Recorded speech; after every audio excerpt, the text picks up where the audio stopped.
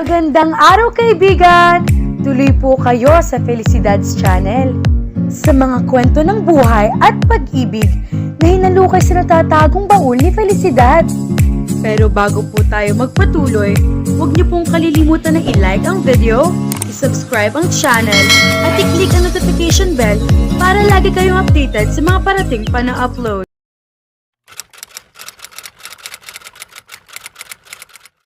Biyernes ng hapon, nag-inat-inat si Yvonne pagkaalis ng huling customer niya. Lumipat na siya sa may entrada para makarelax. Nag-iisip na siya kung anong pwede niyang bilhin damit para maisuot sa party ni Chato Kimura kinabukasan. Kailangan magmukha siyang authentic na manghuhula gaya ng bili ni Maggie para marami siyang makuhang tip. Plano ninyang magpagawa ng business cards na pwede niyang ipamigay kung sakaling may magka-interes sa serbisyo niya. Nasa akto maghihikap siya nang kalabitin siya ng kanyang katabi. Yvonne, iyong matanda o? Napatingin siya sa gilid sa may parking. Nakita niya roon si Lolo Antonio na inaalalayan ng kasama nito. Nasiguro niyang sa kanya ito pupunta dahil nakatingin ang kasama nito sa gawin niya. Napadiretso siya ng upo at otomatikong umiti. Mukhang maayos na ang itsura ng matanda, hindi na ito namumutla at masigla na ang paraan ng paglalakad nito. Nawala ang agam-agam niya sa kondisyon ng kalusugan nito mula nang puntahan siya ng mahaderong apo nito. Yvonne, iha, ngiting-ngiti ito nang batiin siya. Lolo Antonio, nakangiti ring tugon niya. Kumusta na po? Mabuti naman, maaari bang makiupo? Aba, syempre naman ho. Inalalayan pa niya ito sa pag-upo sa harap niya. Kumusta na ho kayo? Na-hospital daw ho kayo ah. Oo, ngumiti ito. Nahirapan akong huminga. Maghapon kasi ako nasa labas noon. Nadali na naman ang pulmon ko. Pero magaling na ho kayo ngayon? Oo naman. Teka, may pasalubong ako sa iyo, ne. Sinanyasan nito ang alalay nito na dali-dali namang inabot sa kanya ang isang kahon. Naku, ano ho ito? Empanada iyan, iha. Suki ko ang binibilhan ko niyan. Napakasarap gumawa ng empanada, kaya naisip kong dalhan ka. Hindi na ho kayo dapat tag-abala, lolo. Naalala niya ang galit na mukha ng apo nito na sumugot sa kanya at inaway siya dahil dito. Kung iniisip mo si Xavier, huwag mo nalang pansinin ang apo kong iyon. Ganoon lang talaga iyon. Palagi akong binabantayan sa mga kaibigan ko. Masakit ho siyang magsalita pagsusumbong niya. Huwag mo nang gaano kaisipin iyon. Ganoon lang talaga iyon. Baka magalit ho siya kapag nalaman niya nagpunta kayo sa akin. Hindi naman ako magpapahula Dinalhan lang kita ng empanada. Salamat ho uli. Aniyang sagot nito ng ngiti. Naku lolo, pasensya na ho kayo kung hindi ko na kayo huhulaan. Baka kumapaano na naman kayo sa mga hula ko. Baka ipabitay ako ng apo ninyo. Hindi na iha, alam ko naman magkikita pa rin kami ni Maria ko. Iyon ho ba ang babaeng pinahulaan ninyo sa akin? Oo, tumatangong sabi nito. Siya ang aking esposa. Matagal na siyang patay, kaya nasabihin mong makakasama ko siya uli ay gumaan ang kalooban ko. Napanganga siya rito. Sus Mariosep, gumaan pa pala ang kalooban niya sa lagay na yun. Alam ko namang hindi na sa buhay na ito kami magkakasamang muli.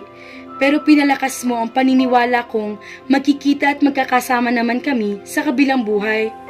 Sus naman lolo, huwag nga kayong magsalita ng ganyan. Kinikilibutan po ako. Ang lakas-lakas niyo pa po para mag-isip kayo ng kung ano-ano. Hehe, ngumisi ito. Aba, malakas pa talaga ako iha. Pwedeng-pwede pang mag-beer house. Sigurado ako po, lolo. Minsan nga, yayain ko po kayong uminom. Aba, baka mapatumba niya pa po ako niyan ha. Biro niya. Pero bigla niyang naalala si Xavier. Hinulaan nga lang niyang abuelo nito. Battle mode na agad ito. Ano pa kaya kung niyayang makipag-inuman na matanda? Baka magberdugo mode na ito ng tuluyan. Hindi naman. Noong kabataan ko, talagang walang tatalo sa akin. Pero ngayon, umiling si Lolo Antonio. Ngumiti siya at sinulyapan ang kasama nito. Siya ho ba iyong alalay ninyo noon na nahold up po? Hindi, iba iyan. Baka raw kasi mapag-initan dito kaya pinapalitan ni Xavier. Pasensya ka na nga pala uli sa apo ko. Ako na ang humihingi ng dispensa para sa kanya. Siguro ho'y pinoprotektahan lang niya po kayo, sabi na lang niya. Gwapo pa naman sana siya lolo, kaya lang, wag na lang po kayo magagalit ha. Gwapo nga ang apo ninyong yon, kaya lang, suplado at matalas ang dila. Napapalatak siya. Matalino kasi at mataas ang pinag-aralan ni Xavier. Hindi na nakaranas ng hirap ang apo ko, gaya noong panahon ko. Pareho lang sila ng kanyang ama na nasanay sa maalwang buhay. Pumuntong hininga ito. Kaya hindi nila naiintindihan kung bakit gusto ko nagpupunta sa ganitong lugar at kung bakit masaya ako kapag nakakasama ko ang mga katulad mo. Naku, huwag na lang ninyong pansinin iyon. Ang mabuti pa ay kainin natin itong empanadang pasalubong ninyo.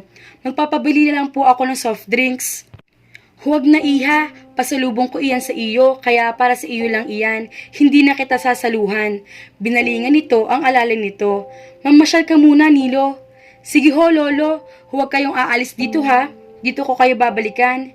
Miss, bahala ka muna kay lolo, papasok lang ako saglit sa Dolomite Beach. Sige, ako na ang bahala sa kanya. Aniyang tinanguan ito.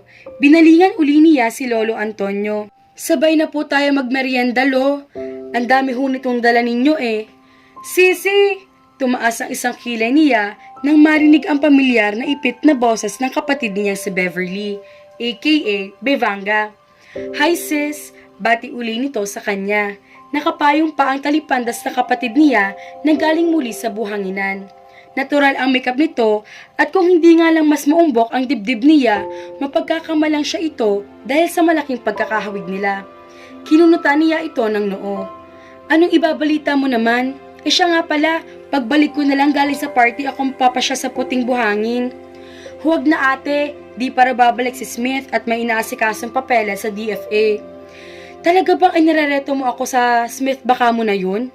Magtigil ka nga bevang sa mga pinagsasasabi mo. Oo na ate, pero isinulat ko na sa puting buhangin ang pangalan niyo ni Smith. Smith loves Yvonne. Pero biglang umalon, ayun, naglaho. Baka hindi kayo para sa isa't isa. Baka nga kami ni Smith ang itinadhana, natatawang iling ni Yvonne sa haliparot na kapatid. May dala akong customer, gusto raw magpahula. Ngumiti ito, sabay baling sa kasamang babae. Siya iyon, pero may kliyente ka yata. Gusto mo bumalik na lang kami? Mabuti pa nga, aniya. Ano yung hawak mo? Empanada, sagot niya. Uy, tamang-tama, hindi pa ako nakakapagmerienda. Pinandilatan niya ito. May customer pa ako oh. Naku iha, huwag mo na akong pansinin. Kung maaari, ay paupo na lang ako riyan sa tabi mo. Hindi ho ba kayo magpapahula, lolo? Mahinhing tanong ni Bevanga kay Lolo Anton. Hindi iha, ngumiti ang matanda sa kanya. May kakambal ka pala, Yvonne. Kay gandang bata rin ni Ria. Kilig na kilig si Bevang. Impit pang tumawa. Lolo, lalaki ho siya. Wika niya. Saka, hindi ko siya kakambal. Mas bata ho siya sa akin ng 10 buwan. Ah, magkasunod lang kayo. Tumayo si Lolo Antonio. Inalalayan ito ni Bevang at inupo sa tabi niya. Umupo sa binakanti nitong pwesto ang kliyenteng bitbit ng kapatid niya. Humili ng isang upuan si Bevang at saka prenteng umupo sa tabi ng kanyang kliyente. Pagkatapos ay kinuha nito ang kahon ng empanada mula sa kanya. Magpabili ka na ng soft drinks, udyok nito sa kanya. Ikaw kaya ang manlibre, paingos sa sabi niya. Nagbabalasa siya ng baraha. Ako na lang, pabubuluntaryo ni Lolo Antonio, sabay dukot sa bulsa. Pinigilan niya ito. Naku! Aniya sa napataas na boses. Huwag ho lolo, huwag na huwag niyong hahugutin ang inyong karta moneda at baka sugurin naman ako ng apo ninyo. Mahirap na, nakakasira ng karir ang style niya. Napatingin si Bevang sa matanda. Ay, kayo pala ang lolo ng gwapong yun? Tumigil ka nga riyan. Nakasimangot na saway niya sa kapatid. Ang ingay mo, iha. Binalingan niya si Lolo Antonio at initaan ito ng matamis. Lambing ko lang ho iyon sa kapatid ko, lolo. Bihira siyang manlibre dahil mas ginagasusan pa niya kaysa sa akin ang boyfriend niya na palaging nakasuot ng itim na sando at daig pa si Joaquin Borado sa dami ng tato sa katawan. At TTH lang kung maligo. Hi! Point taken, sabi ni Bevanga habang pinaiikot ang mga mata. Dumukot ito ng pera mula sa bulsa nito. Eto na nga oh, magpabili ka na ng coke para sa ating tatlong nitong kliyente mong si Miss Cleopatra, saka tubig para kay Lolo. Okay boss, wika niya. Tinawag niya ang batang namataan niya at isa dito sa mga nagtitinda ng plastic bags doon na madalas niyang utusan. Ilang sandali pa ay nagmemeryenda na sila. Pagkatapos ay hinulaan na niya si Miss Cleopatra habang nakikinig sina Lolo Anton at Bevang. Nang mainip ay nagsimula na ang kapatid niya na kausapin ang matanda. Maya-maya ay nagulat siya nang biglang buksan ni Bevang ang manicure bag nito. Hoy, ano na naman ba yan? Sita niya rito. Rarakit ka rito sa pwesto ko? Lilinisan ko ng kuko si Lolo Anton. Naku, tingnan mo naman oh, ang dumi naman ang kuko niya. Napailing-iling siya. Lolo Karyan, baka malagyan mo pa siya ng Q-Tex. Hindi no, saka mag-iingat ako dahil sabi niya diabetic daw siya. Ngumiti ito, sabay baling sa matanda. Huwag kayong mag-alala, Lolo Anton. Sanay na sanay ako sa mga customer na diabetic. Sisiguraduhin kong uulit at uulit kayo sa akin. Napakarami ko nang nalinisan ng kuko na may problemang gaya ng sa inyo. Inilabas nito ang tuwalyang pagpapatungan ng kamay ng matanda. Ibinalik naman niya ang atensyon sa nagpapahula na tila palak talagang sulitin ang ipabayad sa kanya. Daldal ng daldal ang kapatid niya. Kung ano-anong topic ang binubuksan nito, sagot naman ang sagot si Lolo Anton. Panay pa ang pagbibigay ng kuro-kuro. Tapos na niyang hulaan si Miss Cleopatra ay patuloy pa rin sa pagkukwentuhan ang dalawa. Mabuti at pumayag iyong alalay ninyo na mamasyal muna. Anang kapatid niya. Naku! Makatiri ng paano yun sa paglalakad. Naghihikab na sagot ni Lolo Antonio. Saka, mahilig din yun sa dagat kaya siguro agad na pumunta sa Dolomite. Sa susunod nga po, magpahatid kayo sa main parlor ko. Doon lang ako sa ilalim ng LRT sa Buendia. May maliit po akong pwesto roon. Ah, branch mo na ba itong sa Dolomite? Naku, pansamantala lang po kami dito at sinasamahan ko po si ate.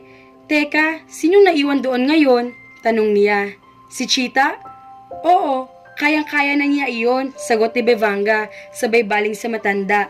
Alam niyo, Lolo, pwede rin po kayo magpamasahe sa parlor ko. May ahit at foot massage, aka masahe sa paa. Lahat ginagawa namin.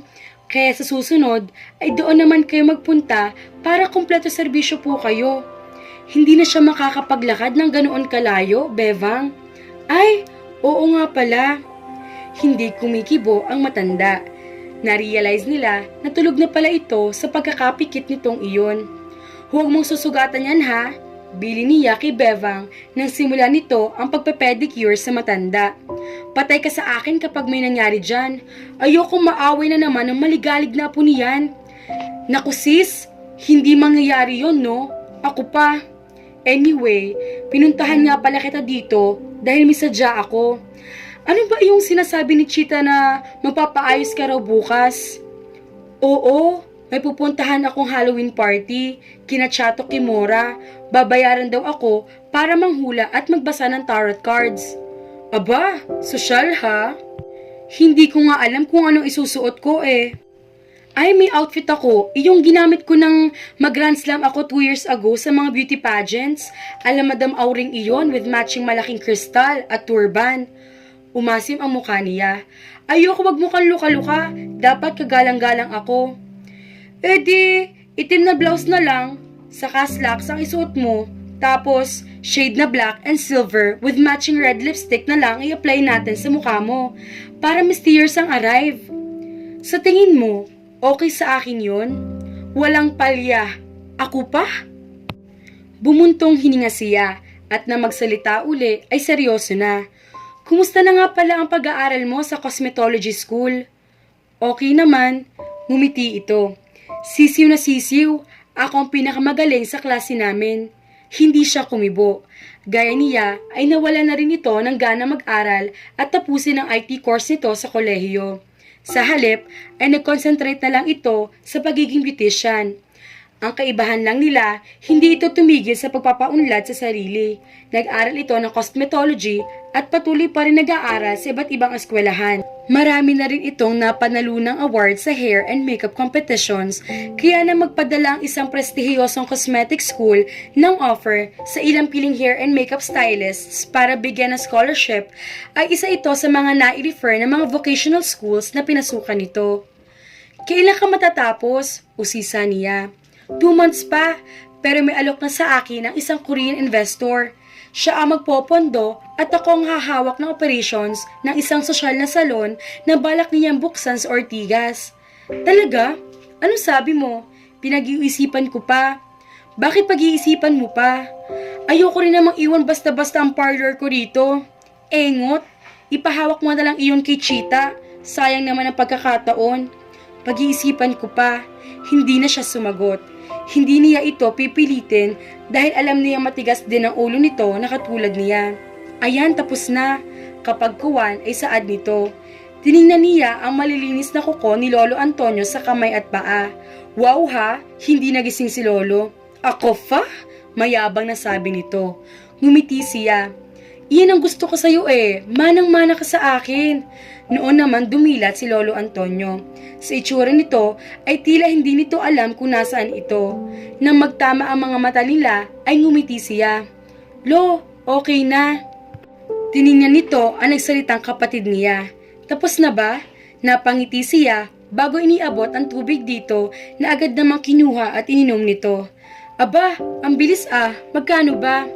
Huwag na po Lo, sa susunod na lang kayo magbayad. Nakakahiya, saka serbisyo ito, huwag kayong tatanggi sa bayad. Sige na nga, kung pinipilit nyo po ako 40 lang po, libre na ang manicure nyo. O heto, kumuha ng 100 piso ang matanda. Huwag mo na akong suklian. Ang laki naman ng tip nyo po Lolo, libre ang 40, bali 60 ang tip ko. Bigatin ka talaga Lolo Anton.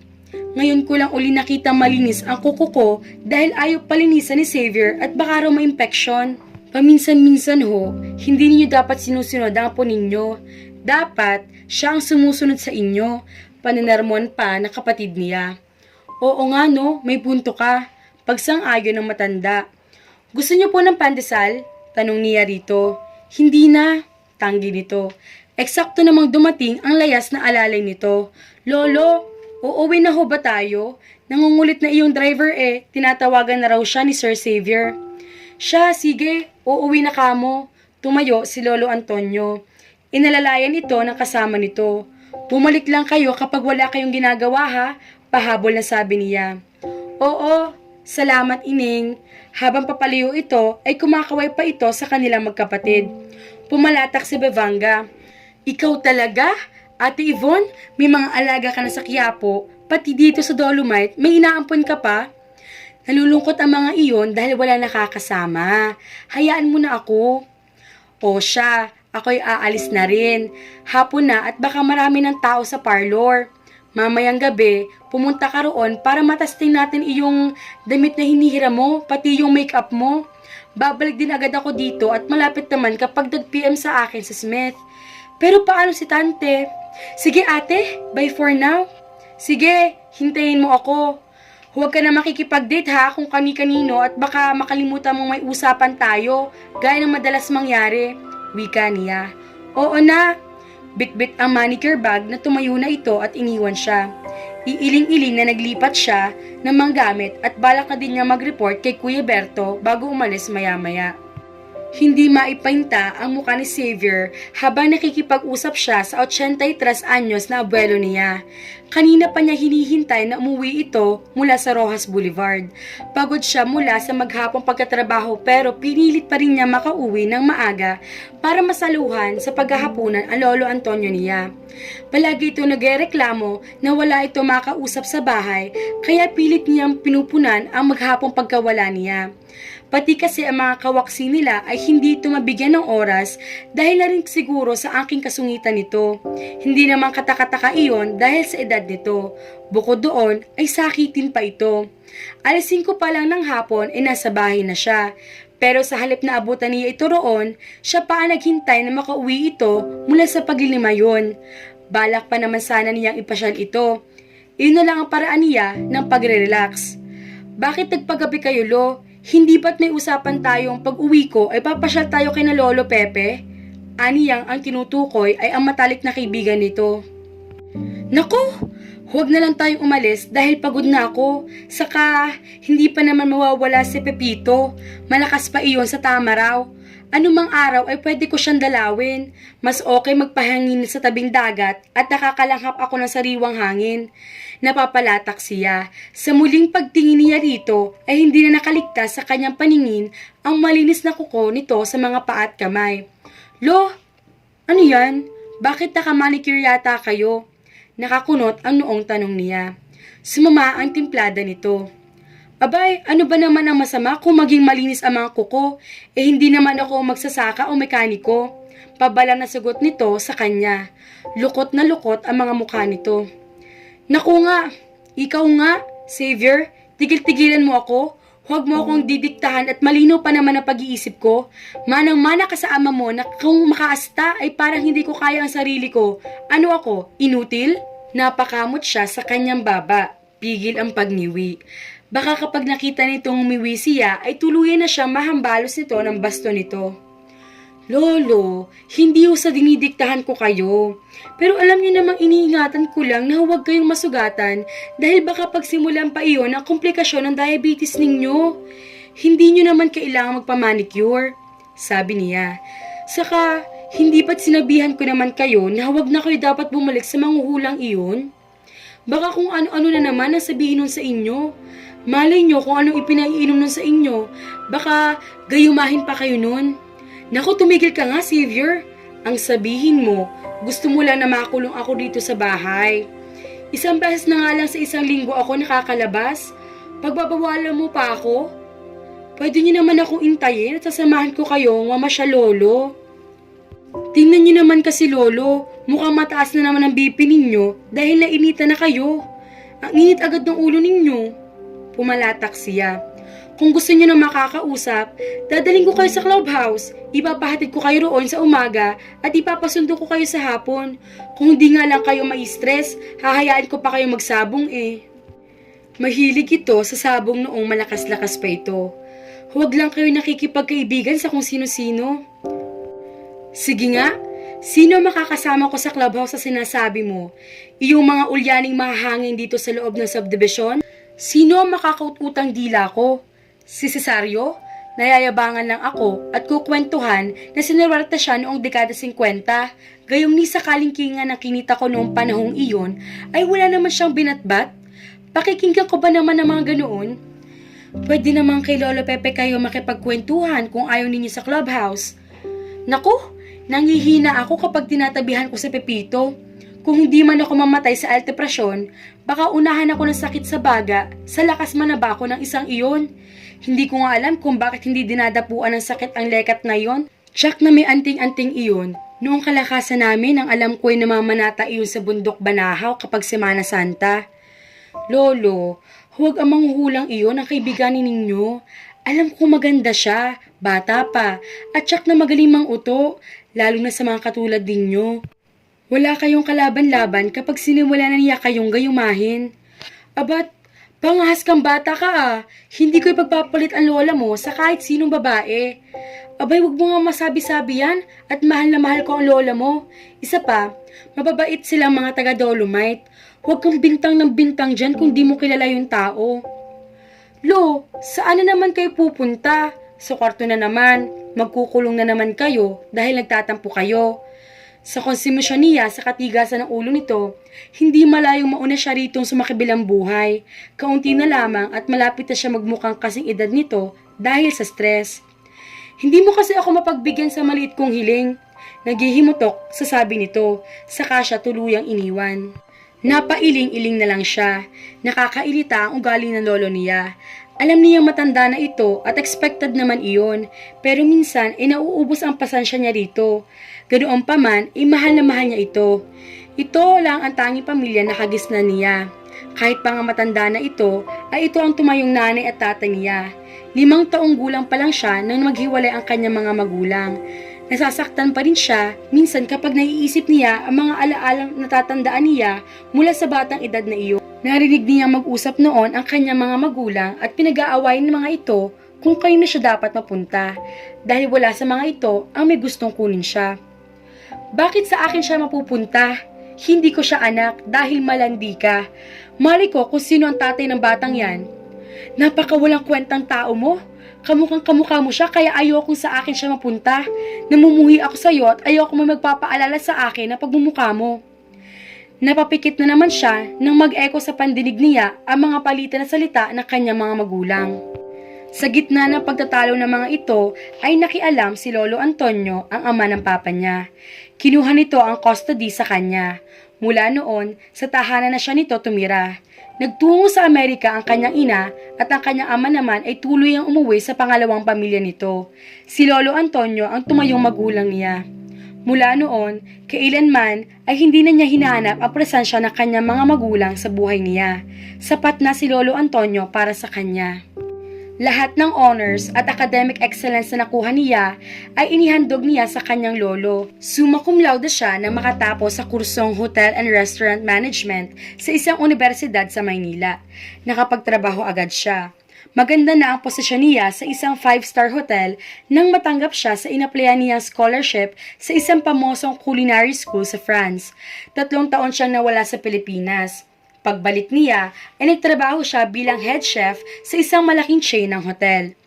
Maraming beses na siyang inalok na magtrabaho at lumipat sa ibang hotel sa ibang bansa, pero lahat ng iyon ay tinanggihan niya. Napipigilan siya dahil sa kanyang lolo. 3 years ago, lumapit si Miss Chato Kimura sa kanya.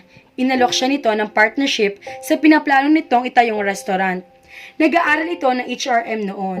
Wala itong ideya sa pagluluto, pero madiskarte ito pagdating sa negosyo.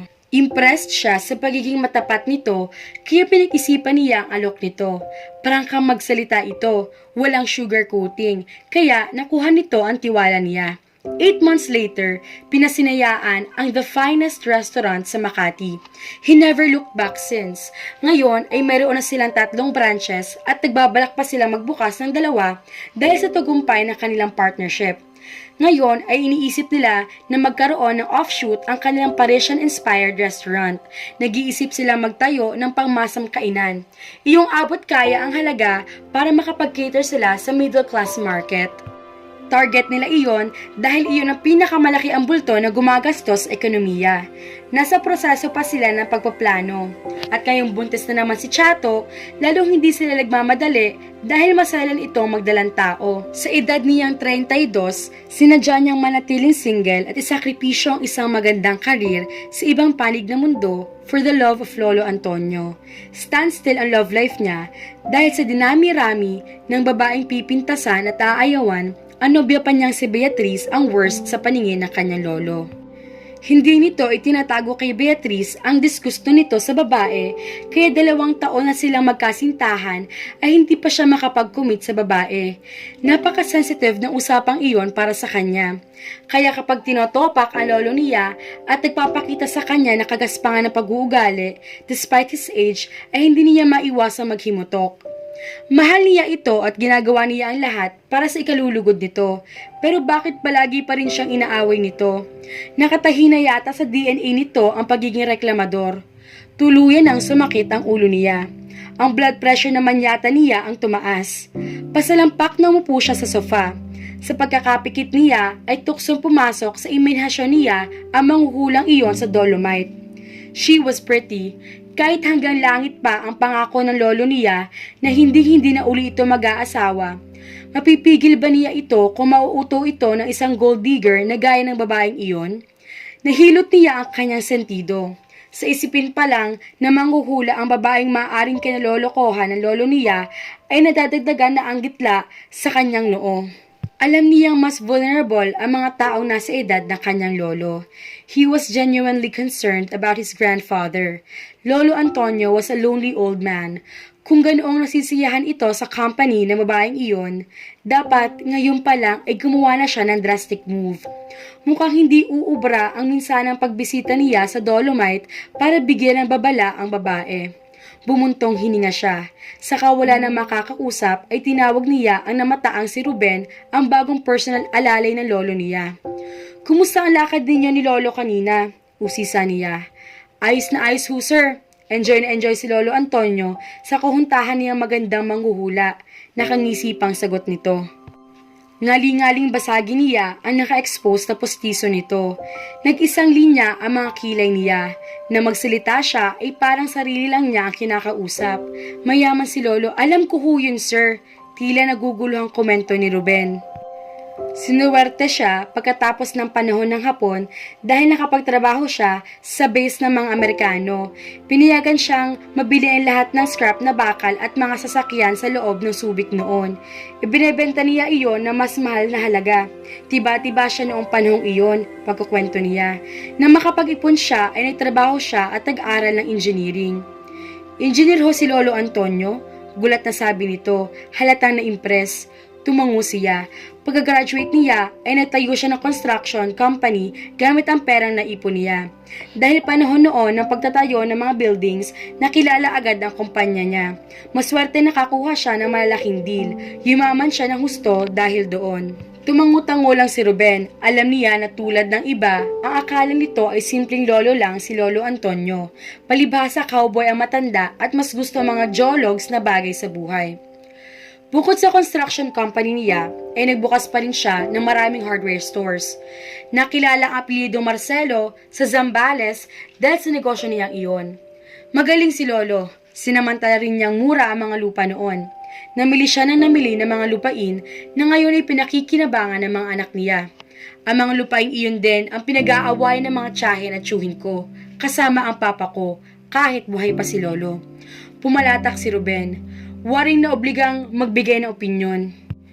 Iba na ho talaga kapag lupain ang pinag-uusapan walang kapakapatid. Hindi niya pinansin ang sinabi nito. Pinaghirapan niya ang kayamanan niya. Kahit ako ay hindi ko sinasamantala iyon. Magulo na ang pamilya Marcelo as it is. Kung papasok pa sa eksena ang manghuhulang iyon sa Dolomite, napailing siya. Bumalik na naman sa balindataw niya ang mukha na manghuhulang iyon. Naku sir, baka ho nagkakamali kayo ng iniisip tungkol sa pakikipagkaibigan ni Lolo Antonio kay Madam Yvonne. Naputo na pag-uusap nila at magkasabay silang napatingin sa kwarto ni Lolo Antonio nang marinig nilang humiyaw ito. Tila pinagagalitan nito ang isang katulong dahil umuulan na naman ng salitang tonta mula sa silid nito. Nagdadalawang isip siya kung pupuntahan ito o hindi. Sa huli, nagdesisyon siyang hayaan na lang muna ito. Kontrabida na naman kasi siya sa paningin nito kaya hindi muna siya magpapakita rito. Akmang tatayo si Ruben para puntahan ang lolo niya pero pinigilan niya ito. Hayaan mo na muna siya Ruben, baka pati ikaw ay tamaan ng baston niya. Kabago-bago mo pa lang dito. Ngumiti na lang ito. Mukhang nagkakainitan palagi ang ating mga bida. Habang nakaka-adjust na sa Dolomite sina Yvonne at nagpapatuloy si Lolo Antonio sa pakikipagkaibigan sa mabait na dalaga, siya namang pagkasuya ni Xavier sa mga pangyayari. May bituin na kaya naghihintay sa dalawa sa Dolomite o pagtatagpuin muli sa di inaasahang lugar na magbibigay ng twist sa puso ng mga bida. Paano ang isang masungit na gwapong binata ay magkakainteres sa isang simple at may mababang trabaho na kagaya ni Yvonne? Marami pa tayong aabangan ng mga tagpo, kaya huwag kayong bibitaw, abangan!